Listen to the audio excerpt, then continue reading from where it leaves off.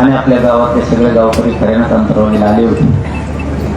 त्यांनी सांगितलं होतं की तुम्ही या उद्घाटन सोहळ्यासाठी यायचं, परंतु कधी माझी तब्येत चांगली असती, कधी अचानक खराब होती.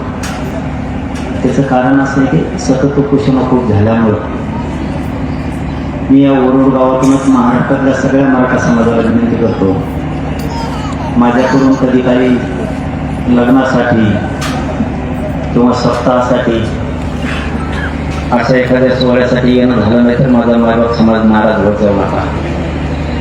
शेवटी काय असतं, शरीर शरीर असतं आणि आपण सगळ्या स्टेप पार केल्या उपोषणात. त्यामुळे शरीरात इतक्या वेदना आहेत की मला कुठल्या दिवशी ताप येईल किंवा कुठल्या दिवशी अंग थरथर कापेल माझं सांगता येत नाही.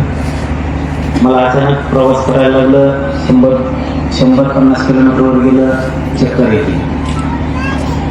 त्यामुळे समाज नाराज होत जाऊ नका. मी आजही त्या ठिकाणावर तुमच्या लेकराबाळाच्या कल्याणासाठी अहोरात्र झटत राहणार आहे, मी लढत राहणार.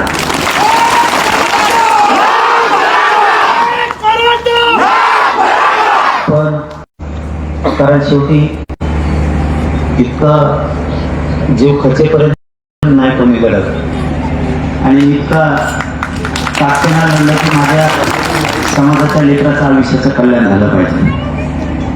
मी ना कधी मॅनेज झालो नाही, कधी फुटलो नाही, कारण माझ्या डोळ्यासमोर माझ्या समाजाचे लेकरं दिसत होते.